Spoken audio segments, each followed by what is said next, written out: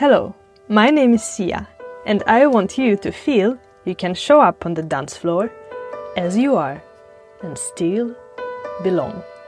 I'm doing that through hosting this podcast series, and you are part of making it happen.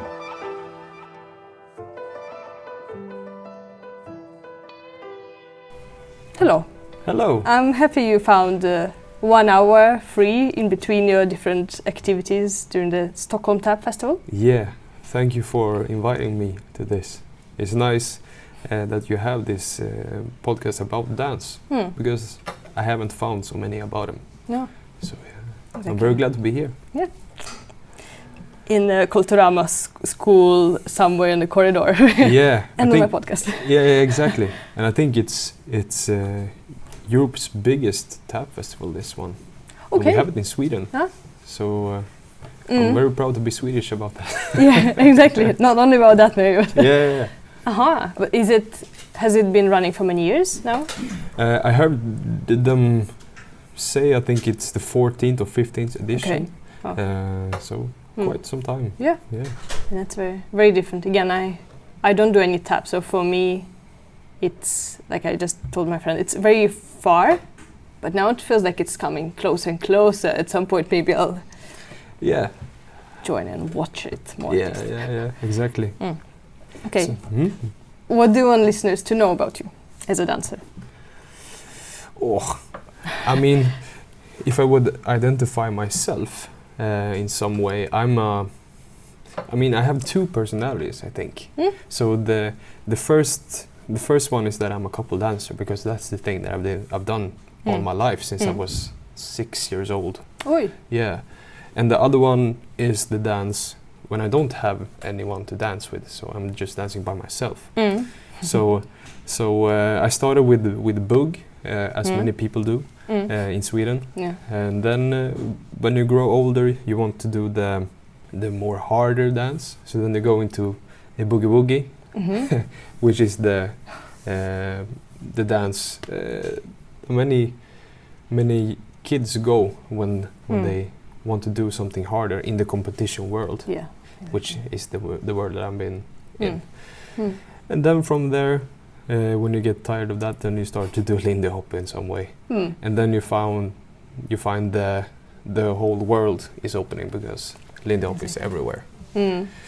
So that's the first side, and the second side is that I've been dancing in schools. So in school I went to Estet, which is in the gymnasium. Yeah. So we did ballet, jazz, modern dance, and all these stuff.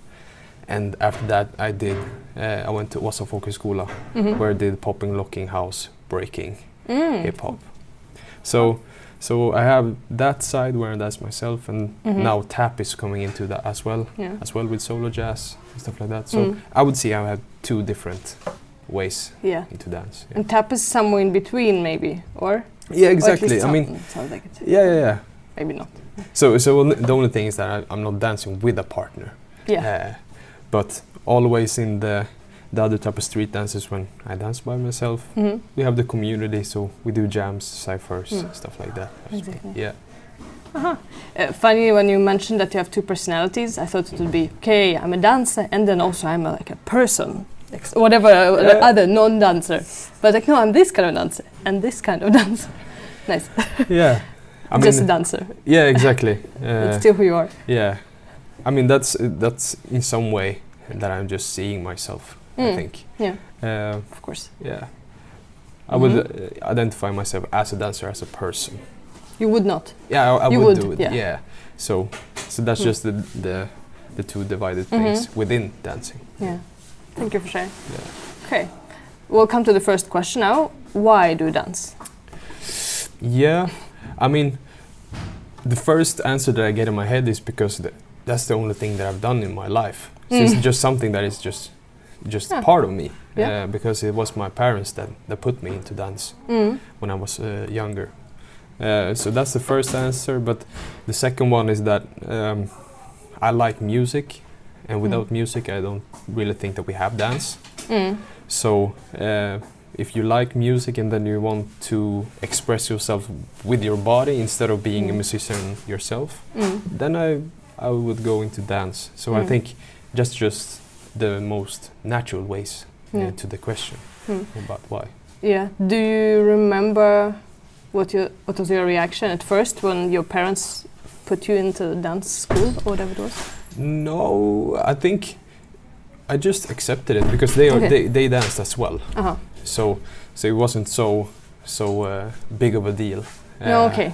It was not their unresolved dream that they tried to put you into. It's more that it was natural for your family. Yeah, I think so. Yeah, and the good thing about it was because I did other sports as well, and most people or most guys when they are small like that or during school time, we can get mobbade. What is that? Bullied. Yeah, for being dancing as a guy. But the good thing for me was when I danced, I got better in other sports as well. I got body control, I got balance, I got rhythm technique, stuff like that.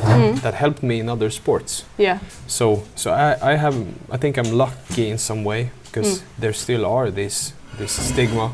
Interesting that you mentioned that. Did you realize it already then, or you realize it now when you're older that I actually have been bullied for that? No, I think it's both. Okay. I just remember sometime during a football training when I got the chance to show something because I had a great balance, and they were like, okay, look at this dancing guy doing this instead of the other. So in some way the older people also encouraged me. So I'm glad they did. Yeah, exactly. Yeah. But what do you say? You get a lot of things on top of that. Control over your body. You can maybe you know what happens with your body in time. If you move your hand, that's where it arrives in so much time. Yeah. That you probably need more time to discover if you just do sports. Yeah. Or, I don't know. I mean, for me, it was just okay. I get the football here, and somehow the body just does more natural things. I don't need to practice how to shoot. I just can look someone shooting a goal or the ball, and I just can copy it. Yeah. And that's the way I've been learning because of dancing, I think. Yeah, probably. You spend your hours on something close to it. Yeah. So I don't think you just were born with it, but you practiced it through practicing and other stuff. Exactly. Next question is about lighting. So tell me one dance-related memory you have in which lighting played a role. Ooh, I think it was when I went in school and we had some modern choreography that we were doing on stage. Yeah. So we created this show, and I remember just standing there on stage, and then the spotlight just boom went over us. Yeah. So we were just standing in the spotlight, and I couldn't see anything. I was just in the light. Yeah. And then we were starting to do the choreography to the music. And that's just something that when I think about when you hear the lighting part. Yeah, interesting. Yeah. Wow, that's a very strong moment. Yeah. And also, I mean, I can take something when I'm just dancing in my home or something. If you just dim down the lights a little bit, so it becomes a little bit more dark, then something happens with creativity.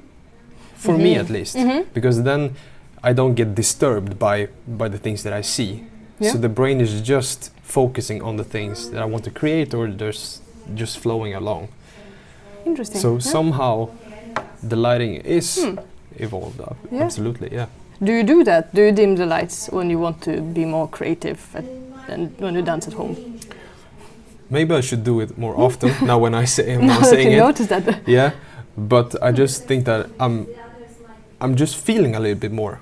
I just feel the dance that I did in the more shadowed lighting. Yeah. So it gets more internalized for you rather than you looking at your fridge. Or I need also to do some dishes and all these thoughts. I don't know. Exactly. Maybe. Yeah. Yeah. Good point. I'm glad you brought it up as well. What is one truth about dancing that you wish more people knew? I think this one comes down into what type of dance we're talking about. So if we're taking a tap, for example, or Lindy Hop, or we can take those ones, which has a really strong history. And then we can take other types of dance, like modern dancing, which is created within a ballet type of form in some way when they're training technique.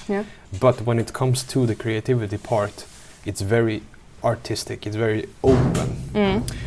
But in Lindy Hop, for me, or jazz, in jazz-related dances, we need to focus on the culture part instead of the art part. So that's the truth that I'm trying to live as well. So it depends on which dancing we are talking about. If it has a strong culture part, I would rather focus on the cultural things to be able to be artistic in some way. In that dance. Or we can just take modern dance and then it can be whatever. And then it's lacking the cultural part. So maybe a dance that is in between can be good, or you just recognize the dance, and if it has a lot of cultural values, you need to go into that direction instead of taking over and just saying, no, I'm free within this. That's for me at least. Interesting. Because I see dancers doing different things, and for me it's also interesting to see somebody being very expressive and having a lot of their style. It's interesting to watch sometimes and even to dance with, but I totally understand your perspective where you want to pay more attention to like where this dance is coming from. How would you say you do that? Through watching old films, or? I mean, somehow we need to focus on the music to understand the dance, but we need as well listen to the people to understand the dance. So and I think it's better to listen to the people, because they have also, it's people that have been playing the music, and it's have been people that has been dancing before. And so I would try to focus on the history of the people and what they are telling, and most of them are gone by now when it comes to these old jazz dancers with dances. So then we just need to find the legacy on what they have gone through or done or told people. But that's a big topic, and I still think different people respond differently to this. But for me also, at least from what I see, what I consume, this is very important to like look at the roots of this dance. At the same time, how do we even do it in 200 years? When we don't even have maybe screens to watch the old clips on. Maybe it's all, I don't know, holograms, and we see it in our glasses or whatever, because we don't want this to die, and it probably has to evolve somehow. The whole jazz dance scene. Maybe it will become a new dance then, if it disappears. I think that's just a conversation that will go on and on. That people are pushing to strive forward, to create new things or stuff like that, and then the response will be, okay, no, what are you doing? We are lacking things. So that's a conversation that we will have in the future as well, and we need to have that conversation between in any dance. We will come to the question now from the previous guest. How does social media affect the artistry of the dance scene, and in particularly yours? For me, it has been that I get a lot more input. Okay, because I'm seeing a lot more dance. Then I get a lot more feedback on, okay, oh, I can do that, or I can do that, or that person had that style, that looks good, and stuff like that. But at the same time, we get very like, I wouldn't say competitive, but the same things a lot of forskare. Researchers are saying about, okay, our self-esteem is getting lower and lower because we're comparing ourselves to other people. To the best of the other people. Exactly. So it has a good thing and a bad thing. True.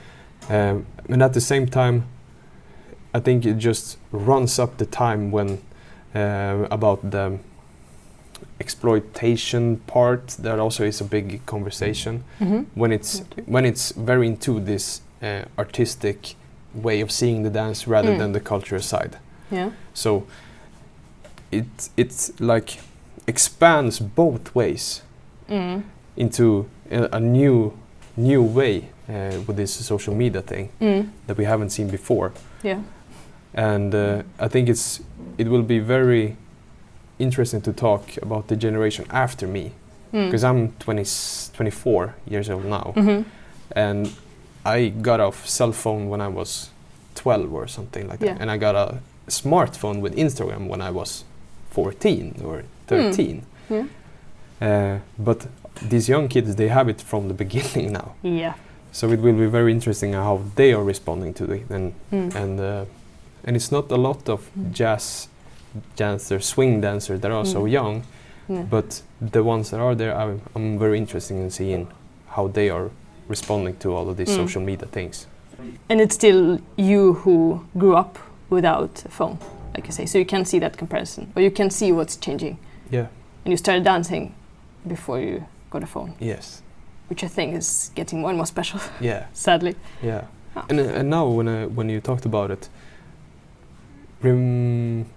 how would and also on the question, how would it look like if there was no social media? Because then we're going back to how it was before. Maybe, and the answer that I have right now is that maybe I would dance a little bit more on feeling. Okay, what is coming like from within me? From you. Yeah. And that's something I think we're lacking right now, because we're comparing a lot. Yeah. And we are not feeling enough. At least in our culture here in Sweden. Yeah, probably. At the same time, you probably would still have your friends who are dancers who went to a class with some teacher who will show you their notes. It's not that it has to be all pen and paper without social media, but it will still be a lot of input. But you will only get it all. You will only get the selection, and then you can still lack your internal, if that's the way you are. Not specifically you, but a person. I think you are the youngest person I talked to. Okay. So at some point, maybe if I keep doing that in 10 years, maybe I'll talk to somebody who's like, when I was born, I got my phone the second day. Yeah. And then I'll ask that question. Yeah. I don't think it'll happen. Yeah. I'm turning 30 next week. Okay. So I feel like I'm old now. And I did not get my phone until 10 maybe. And it was like a tick tick with a button phone. Yeah. That was the same thing for me. Yeah, but I feel very proud about it. I feel very happy about it. Yeah. Now you will ask a question to the next guest. Yeah. And it might be a dancer or a musician who plays for dancers, so that you know. Okay.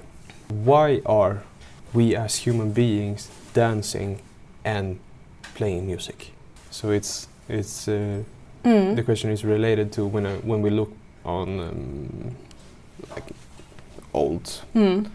Back when you started dancing to the music and playing. Yeah, in Swedish the stammar, gamla stammar. Like groups of people that have been living the same way for hundreds of thousands of years, maybe even longer. Yeah. They are using dance still. They are dancing. They are playing music. Yeah. So what is within our human mind, spirit, body, nature that wants to dance and play music? So why are we using it? Yeah. Why are we doing it? Yeah. Interesting question. I will be curious to check for myself if there is any research on that. Because animals are doing the same thing. Do you think so? Yeah, I've seen the documentary by David Attenborough when we have these birds in the Amazonas jungle when they are dancing. Okay. Yeah.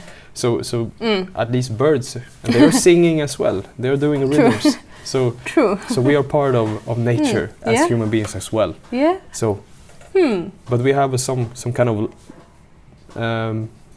longer cognitive way of development than other animals. So is there something there that is a little bit more, I don't know, these type of questions? More complicated or simple? Like, exactly. I don't know. Yeah, because when you showed the bird, I think it's all about the look at me, I want to make kids with you. Yeah. I think maybe humans are a bit more advanced. Exactly. Maybe not all the time. Exactly. Thank you so much. Thank you. Is there anything you want to add before we wrap up? No, hopefully the background has been quiet enough to hear what we are talking about. I think so. So that's the only thing Yeah, I it will want be. to add. Yeah. Thank you. Thank you for having me. Yeah. And enjoy the tap dance festival. Thank you for listening in.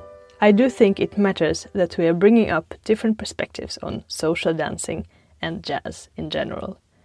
This is my way of making it more of an inclusive space where you and me feel like we belong. See you dancing.